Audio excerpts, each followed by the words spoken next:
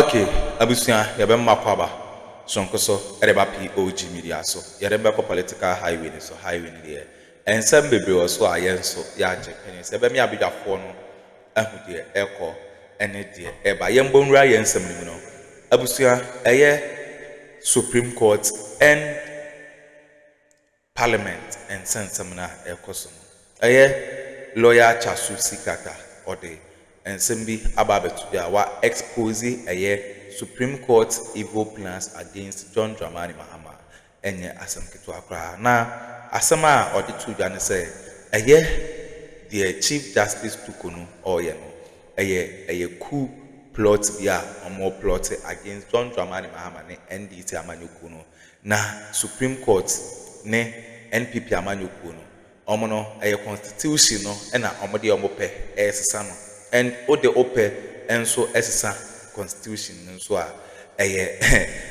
coup and our person was set against the next government or person oyeden obano and our constitution now so no 1992 constitution so our constitution na ode ope enso etu agu a na omo ankasa create omo dia enye easy cry yensa yembre no ye be pese ye be me abedwafo no be me yakona yakwakuti ensema ekos na speaker back bend there or say ono there baby ogina na ogina enye de eye Supreme Court for ka ena eye den oti no time a ono no o see Supreme Court and I say time a ono no ye friend ba na sa Supreme Court for Chief Justice tukunu no obi ene wo ono ye friend no 1983 e wo Supreme Court since 1983 na o Supreme Court o into no law no sa Chief Justice tukunu no onimu nchen no into the omo ye ne de why din or show bet what took my oba and obey say obey Supreme Court for say BB yedamase me ba ma asem so no because Supreme Court you see na anu atemu no e free Supreme Court buy no e coup d'etat ye ka se coup d'etat nyina ya aban tumu e de na me to aban gu utu aban gu what constitution agu utu constitution go a what aban agu anything na soldier fonya take over say pay parliament in adwuma constitution so ya to agu mo parliament in adwuma it means ya to constitution agu the Supreme Court atemo nom de buy no eye coup d'etat na wo se Ghana ni bia ma na dwen ba fie na omuhu de yakoso the name Supreme no aye bibi kese and the people are giving them respect that they don't deserve.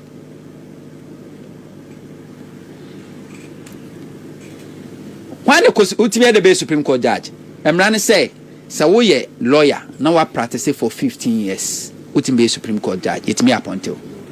And Tabronyo we are on the Namhui. I will call law school, I will try no affili or raw affili. So I bre nyapo no pass it. No one and I'm basa 15 years with him Supreme Court judge man ye. And it is never a big deal. So oye judge was Supreme Court chese woni bibi. Woman enye so woni bibi si obi o. Supreme Court judge bien wa woni mra e chen 20 liter or a yera e Tsikata. Because all of them chachu na chiro made. Anything wa chachu e court law na e ye obon for former Chief Justice. Papa ne born ko de so ye from for waji fa no okotu black dictionary. Enye so omuni bibi omuni and obi bia will take it time e share live proceedings of the Supreme Court no obi ani mbra hu say no Ghana yajira sebi obi a wonim no to no odis hwade Supreme Court for atemu omode baaye no na ne tintini ni tia wasem omode baaye and now okographiconline.com wa publish or say an MP seat become vacant when he decides to change political identity and remains in parliament under new identity. Say, omono ruling no mode abane say. So your political party ni ye to abama NPP dimu. Na se woko bia parliament na afede o se wo ye NDC ni na pese o remain NDC a sabre na o sit abo. Hwe enti omono e tro constitution no foforo. This is madness. Aya constitution no mo tro no foforo na na ukoko read aya article 97G no a tiasema na article 97G you see ye tro constitution way 1992 no MPP for boycott omun kan ho bi. So I mean, a point of correction. At that time, there was no MPP. Oh, Nana. Say those who have formed MPP free every UGCC mu and free UP ne bedu MPP. Ade da ho. 1992 MPP for boycott constitution. Just by way of correction. Na constitution no, ya de sebio ya maame ne papa nom tailor for Messi carpenter for na troye. And internal for constitution a plain west. And MPP for NTSA. So the thing said they can use Supreme Court to rewrite the constitution. Article 97G say, if he leaves, he no a MP, if he leaves the party of which he was a member at the time of his election to Parliament to join another party or seek to remain in Parliament as an independent member. This is what the 1992 Constitution make. Say okoho as a MPP dimu. Na afedo okoso assistant wo MPP ni bi mu a na kunya na bono. So MPP ni na so se ogina ho se content kura na kunya no abono. This is what the 1992 Constitution is saying. Now Supreme Court for interpretation of Monday ban say nipa no so ye NPP ni ba and the core Parliament. Na so say afedo ma be ye NDC or Parliament it me person me remain or Parliament as NDC ni dia ne sit abono. This is madness. Ukokai Article 97H no I was say if he was elected a member of Parliament as an independent candidate and joins a political party. Nana way we hear interpretation. Say Andrew Asiama 2020 Andrew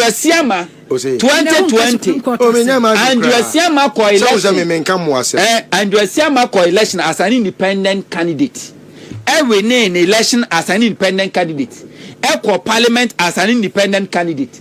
Now we as a can say, and we see myself or your MPP ni, and the Supreme Court is telling us say, and yet enough grounds to say we'll lose the seat.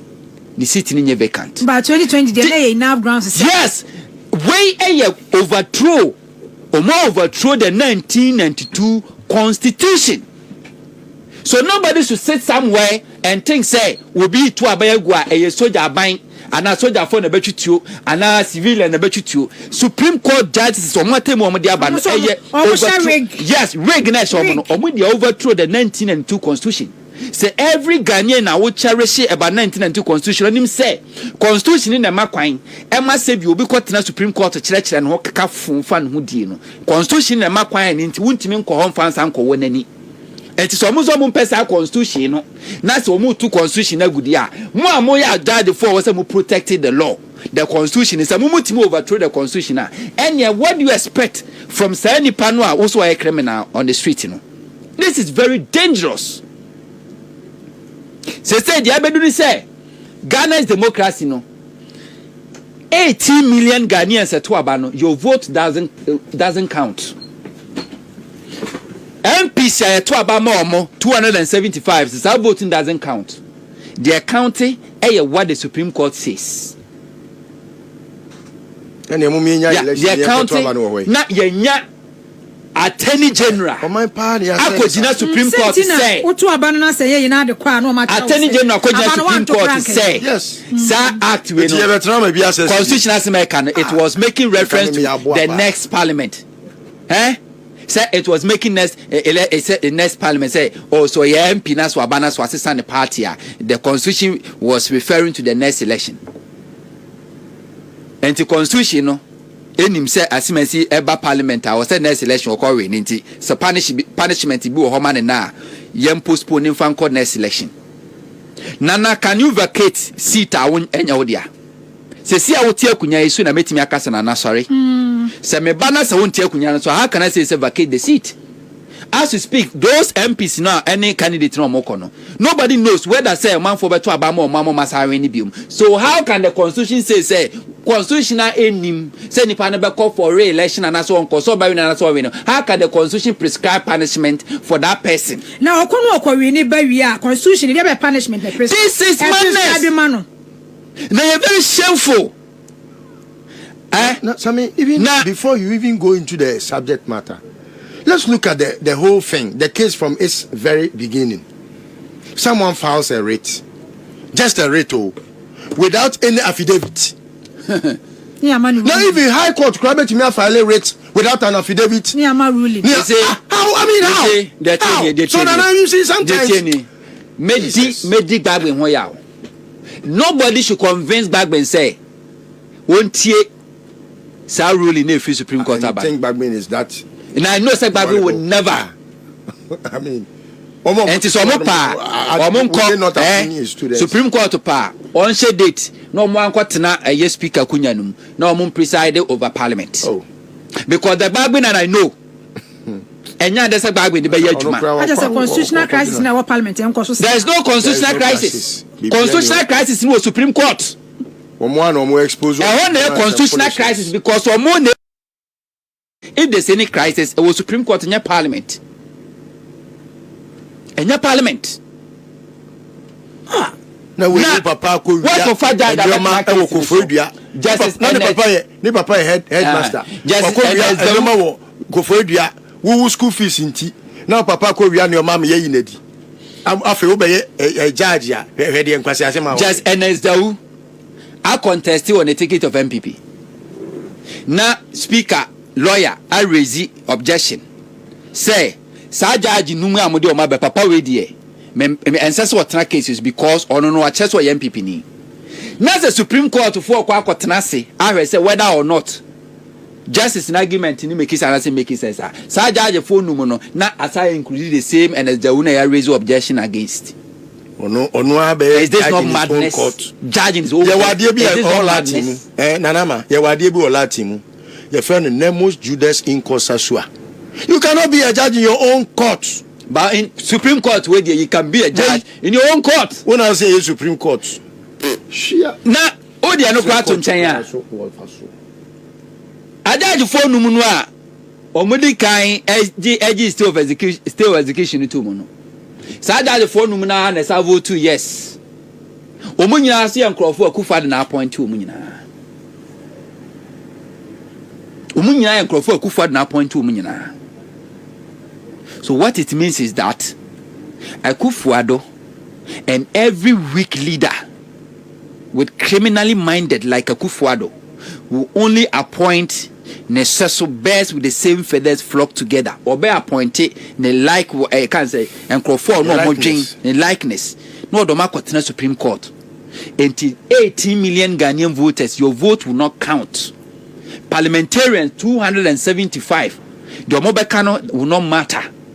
Name mum sanipa num enso enkono abro so adu baako du miensa no omo ene be kire babiaga na eni nkire and this is not democracy. Say nipa ni NDC ni na afi wa parliament ro say afi do NPP ti o parliament kro no na adwen say wo ye NPP ni na so kasa afi de me ye NPP ni a na se akunya abo no. So it means MPP mrashe bedwani no a ono ne to abama no as MPP di mu I know so called independence no on changing the political identity. Is this not madness? You went to parliament on the ticket of MPP address so say MPP MP and now also your independent candidate I call MPP mu a once we free o party mu akọ independent no kra no wunya member biom and Supreme Court is telling us say we free as a address as a MPP MP and ne one also independent no any change of identity and addressing na as Mrs. Ochina ne addressing na as Miss any change of identity is it not change of identity? It is a nipa called parliament on the ticket of MPP na say Ochina also a independent candidate any change of identity. When everything is stipulated, constitution is very clear. Interpretation for Fraba. And some interpretation we are funny china. Because what it means, they say it's a constitution article no honor. They say just say. Some chesa no. Who ya mumu tiadio. No ajaje for no. Nyamna mo becho constitution no. Ya say mun chirim. And to want to mean stand constitution won't mean you be free and to be. But almost 30 presidents not to. That is it. And that's the overthrow of the constitution. And we must stand against it. NDC MP, MPP MPO or your MP. No, of course, independent. Ukotie enyina so a Supreme Court judges in so they grante afenoma case of education na. Say for MPs no or more represent or more constituents. Say or akunya vacanta. De omo nya salary omo nya katua. Afi su krasa 2 months you know. Omo nkrofo nya representation. Another madness. This same constitution say beka 6 months to elections.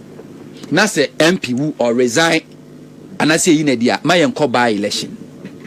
And the constitution no nim say 6 months no more than 2 months.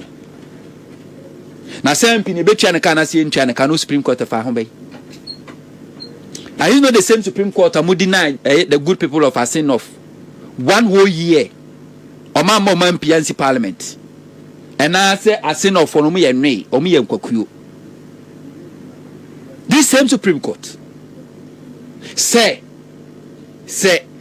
Speaker declaration of vacancy tini stand there ebema NDC ebe majority in Parliament eba ne sa Speaker of NDC for be so majority no am Akuffo the government I unpopular government business very difficult and Supreme Court see ejitum say Akuffo the ba popular na say unpopular Supreme Court am say there. Now win this Supreme Court and I make catch us say 18 million a vote no doesn't count no. Mo be kan a bag be mo kwa akoto o maba no. Say we can say there was story and na call round. Say the former Chief Justice yes say na call round say we approach one of the NDC MP your bar from Greater Accra region, one of the constituencies. A catcher and say on to against a Yabagwin. Now Obeto fuel a man for 4 years. Okay. And the NPP and the Supreme Court, no, they want to decide and determine which political party becomes majority and which political party's ticket will be Timijana to be Speaker of Parliament. And since they won from 2020, the Supreme Court way I interfere with the powers and the authorities and the roles and performance of this Parliament. And Yame said this Supreme Court they decided want to tell us which political party or which groups becomes majority and becomes minority. We consonant job. Parliament in Bagme were two. They also owe to me no. On fa caterpillar. Bulldozer and Koso Bagman and Sini. Now one chain on Tinakunya, non for microphone and so on recall a Parliament. So with him la. I'm not say ne Obi per se Parliament Transia on truck cat and come Bagwin.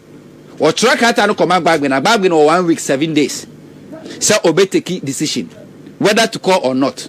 Now say Bagwin after 1 week no take decision or call here. Or another 1 week for MPs not to come. In the date, say 23rd.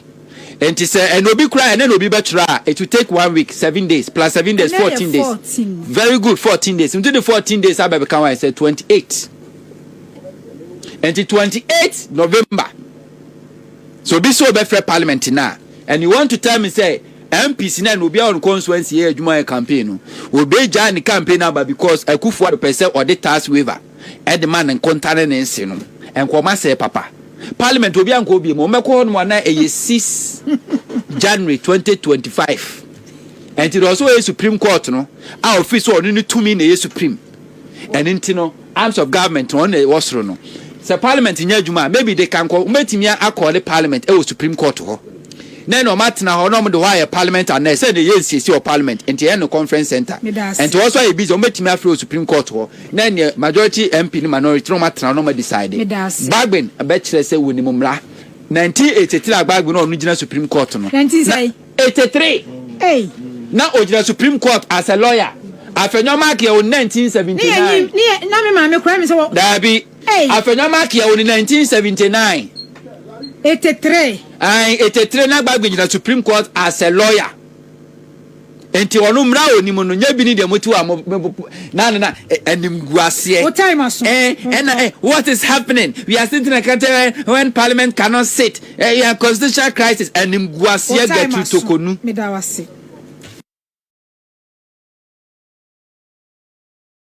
Okay, abusua we ne ensema ekoso our political highway so. big thanks go to Accra FM Honto ono ene desa details we edibre yen say mo bre no ye bede abidwafo na sese omoje pe na ekokoti sa audio we edimai aha POG Media so bedamase